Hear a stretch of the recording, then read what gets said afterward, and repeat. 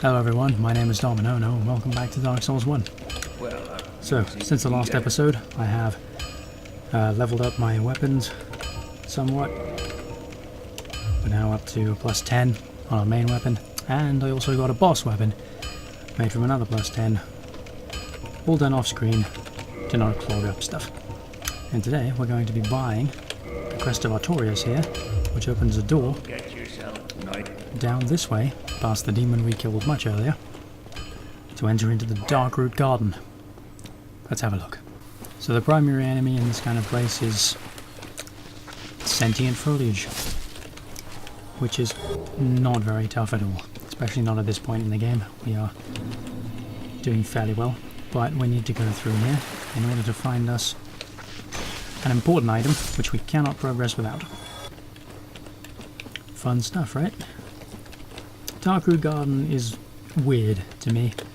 It's definitely a place that's, you know, I mean, it is necessary to go through here, and yet it seems to be it seems like you should have come here earlier, strangely. There's an item up there, we may or may not get that later.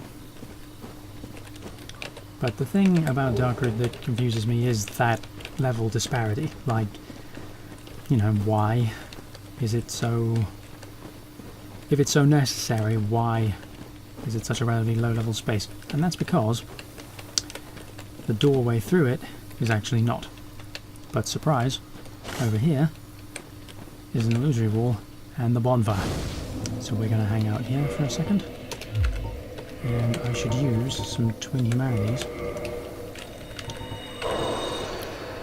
Kindle this and actually get through here with a pleasant amount of Estus instead of an unpleasant. I know what some of you may be saying. You may be saying, well, Dom, why didn't you just go through the space that lets you get to the stuff that kindles bonfires further? And the reason for that is I felt like it. There's no excuse me, no grand scheme in that regard. It's just I wanted to go this way. Open the door. Now, it's entirely possible we might get our first invasion in this kind of space because this space is a PvP area. It's also filled with these rather strangely hard to see guys. Ouch.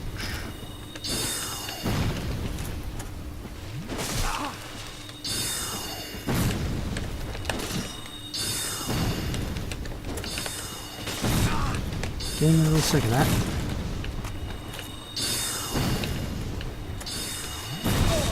Ouch. So these guys are really, really unpleasant.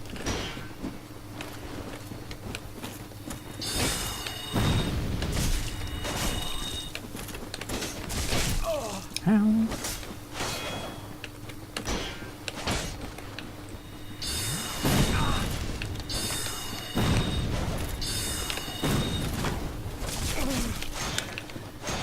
Yeah, this is not going very well for me.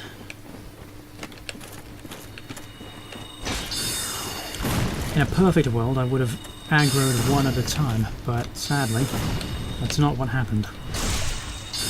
Thankfully though, that guy has decided that the tree is a bigger threat than me, so for now... Ow! Let's just get rid of this guy. Get off. Thank you. So, this place is also a very good soul farming spot. Obviously there was a bonfire right nearby. These guys drop quite a few souls. So, you know, if you're into that, if you want to farm souls, you can come here fairly early. Let's see, how many more of them are there around here? There's progress this way. And I'm not 100% sure if all of these guys respawn. Oh yeah, there's another guy over there, blending in with the trees.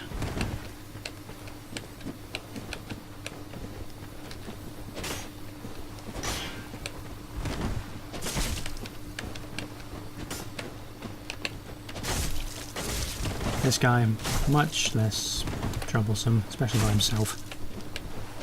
Ta-da!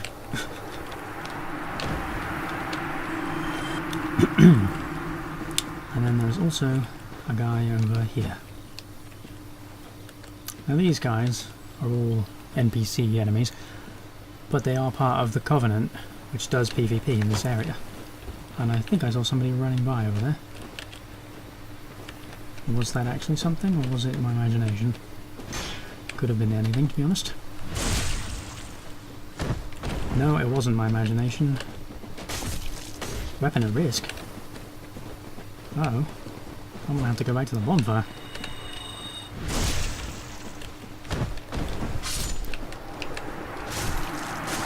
Go away, you. I can see you.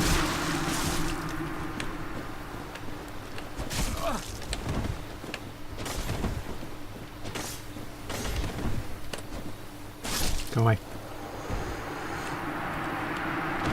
But yeah, weapon at risk, huh? So the Chaos Blade is the boss weapon I got, that's what I was talking about. 24 out of 80. Yeah.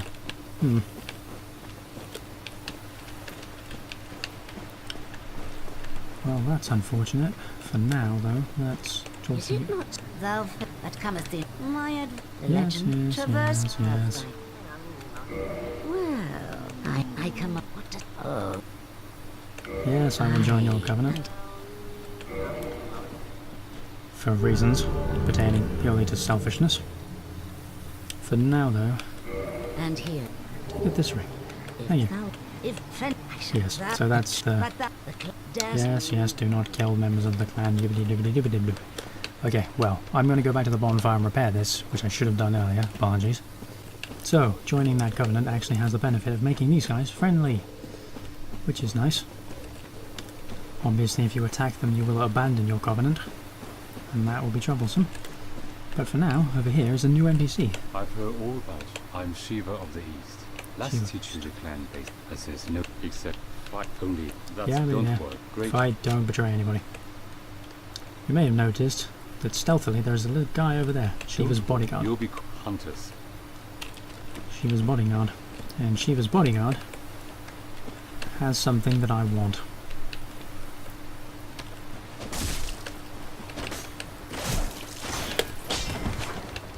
Turning our Earth from the very start. Have a look at my sword. Ouch! That was quick. Right, okay, so those ghostly knights... Are they... Where are you? I feel like he's around here, but not attacking me for some reason. Do the ghostly knights disappear? I cannot remember. Oh well. Let's try and be a bit more careful this time, fighting Shiva. Because in spite of this tragic betrayal, I really did just come through the Covenant stuff for the item that his buddy has. What is it? Some of you will already know for sure. But for those of you that don't, it's a ring. A ring that towards the end game I tend to favour as a dex build. Not because it has anything particularly magic for my playstyle or whatever, but because it makes your roll better in a rather comedic way, which you will see all about soon.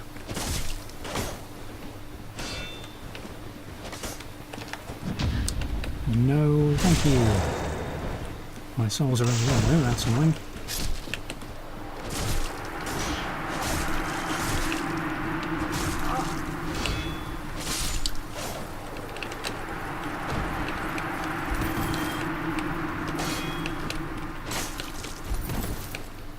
So Shiva's armor is heavy, which means he doesn't get to roll very easily, but it does mean that he's carrying a big heavy weapon, which is not friendly at all. Drop my shield.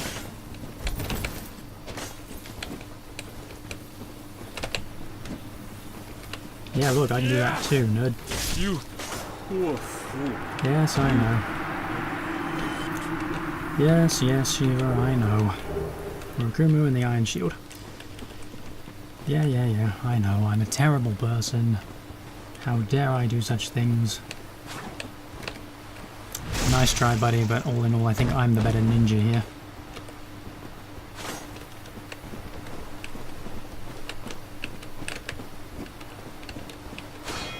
So that right there was a demonstration of why I want the ring that this guy drops. And I've caught it very well. The dark wood grain ring. And the dark wood grain ring, when you wear it, increases the distance of your roll and changes the amount of invincibility frames that it has. But I can't use it right now because my stuff is too heavy. Figures really, doesn't it? Does it work if I wear that? Nope. That stuff's heavier. That stuff's the same weight. Goodness. You do need to have quite a lot of disparity between your equipment load in order to use the bloody thing. In fact, I may not be able to use the bloody thing at all. There we go. That's how it happens. It's a little flippy flip. But how much does this sword contribute? Let's see if we can't put this stuff back on. We can! Aha! Carrying the extra sword was what was hurting me there. Yeah, there we go. Full armour and the flippy flip. Now the flippy flip has a bit of a taboo against it in the Souls community because it's obscenely annoying in PvP because you can just flip and roll wherever you want. Yes, I know. Bye, Alvina. I'm a terrible person, etc., etc. But here's the thing. I don't really care. I know, I'm a terrible person, but such is life right now. Life is terrible. What's that over there? Is it a kangaroo? Is it the Fifth Amendment? No, it's a mushroom. It's a little mushroom. It's a small mushroom child. Hello. Fuck off. Yes, run. Flee, child. Murder is apparent. You're never too young to die. Fuck you, you mushroom. Okay, so there wasn't actually much reason there to actually kill those, other than personal satisfaction. Personal satisfaction for the murder of children. But there are some grown-ups here, and they are much, much stronger. Do not underestimate the mushroomkin. Where was that little place? This one, I think? Yes, here we go. Behind large mushroom A and large mushroom B, there is a chest in the middle of that lake. Now, that giant swing may not have looked very ferocious to you, but to those of us who know what kind of power is in those bloodied fists, we will tell you that the mushroom is a great and terrible foe indeed. Ow! See? Follow-up swing caught me there. Away with you, mushroom. Some gold pine resin. Because apparently pine resin is made from mushrooms. But yes, the mushroom big guys are far, far stronger than anything the little dudes do, will have you to believe. Aha, roll away. Aha, roll away. So yeah, you see why I like that flippy thing, is for a dex build who's not got a great deal of defense, being able to roll further away and with greater invincibility frames is considerably useful. Fortunately, these guys are slow as dirt, but, you know, they hit incredibly hard. Away with you, mushroom. You will make a delicious accompaniment to a fried egg and some bacon. And in here, there's a chest which is the Enchanted Ember, a magic ember which we can give to a blacksmith I believe I met off screen. So, I do apologise for that, but I met the relevant blacksmith away from prying eyes. Not for any particular reason, but just because it was part of an environmental run-through that needed to be trimmed, and he wasn't that relevant. He won't be that relevant to the playthrough. I doubt I'll ever even talk to him again. But for now, we can go through this big glowy door over here, thanks to the seal of Artorias, which will allow us to enter his graveyard. For here he is buried, and here he rests, with that giant sword, which seems a little bit big for even any particular knight. And by approaching it, what do? We activate the boss battle. Is it his ghost? Is it just the sword? Nay. It is his companion in life, the Great Grey Wolf Sif.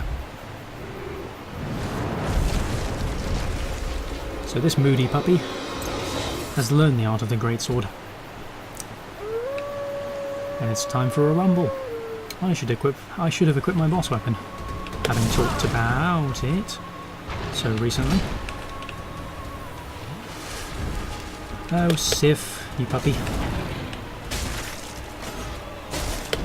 So Sif, like all giant monsters in Souls that I have pointed out, suffers from a case of hitbox collision, which means if you get... Ouch! If you get inside his hitbox, he is considerably less of a threat to you. But he is fairly dangerous in his own right. There's no reason not to suspect that Sif might fuck you up.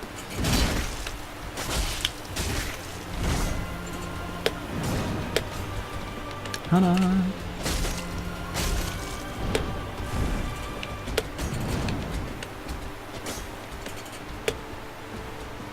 Sif, hello. Sif, just come here, please. I need you to talk to this sword. Flip, roll, punch, kick, it's all in the mind. If you want to test me, I'll do you fine. I'm the teacher, I'm sure to ow.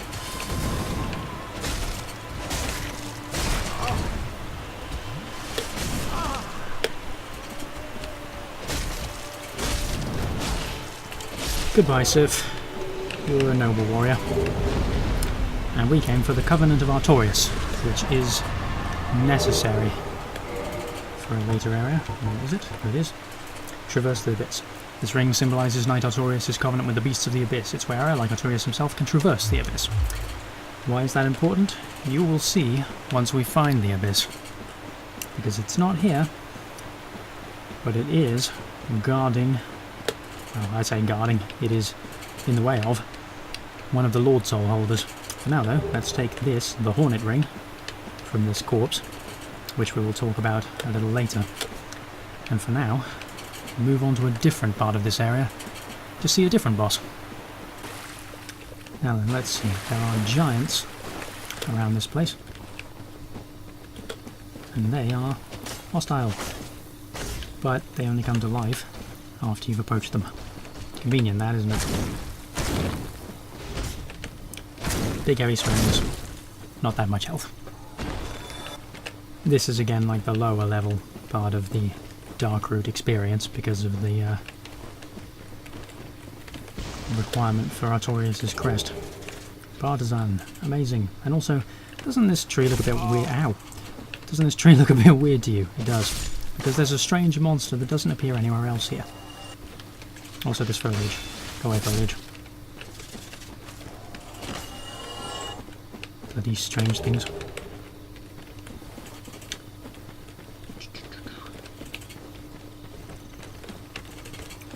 And through here... and through here we will find the ruins. Let's just kill this guy real quick. Because he's not very tough. And see... You'll see another one of those monsters over there on that tree. We will check that out in a little bit. For now though, let's go this way. Say hi to what's through here. See, in these ruins, I believe. Is there something under there? No. Ah, there's a summon sign for an NPC under there, if you're human, but I'm not right now. And through this way is the boss. So for this time I'm going to equip the boss weapon and see just how much better it is, if it is at all. And would you look at that, it's just too heavy for the ring. Let's take our gloves off. Yeah, that'll do it. I'm not sure necessarily how much I'll need the ring, because this boss is a strange one. It's a strange one, is the Moonlight Butterfly. Large and majestic.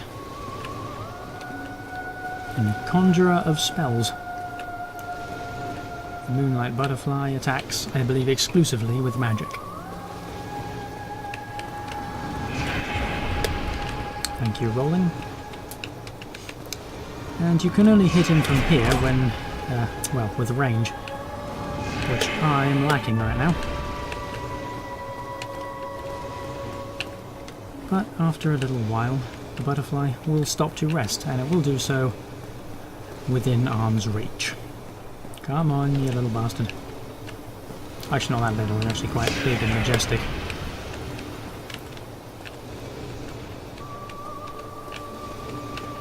Very soft music for this event.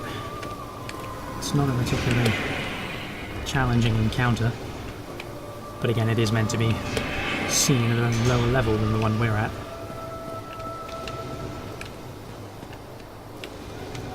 But there's something important on the other side that well, not critically important, but something that I personally regard as important for progress. And here he lands. And here it will die. More or less. It does regenerate a little bit of health slowly there, but not nearly enough to outweigh this ferocious onslaught. Let's re-equip on gear, take its soul, and achieve victory. Through victory flip. So yeah, you may see why the wood grain ring is not very well received among most Souls players, because boy is it goofy, and boy is it slightly unbalanced and a bit weird. But I appreciate it immensely for the defense it gives. Especially to a dex build, where you're not wearing heavy armor.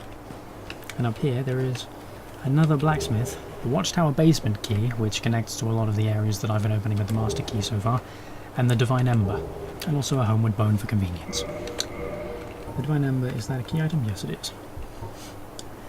Divine Embers are property of the church and intended for divine blacksmiths. Divine weapons are for undead hunting.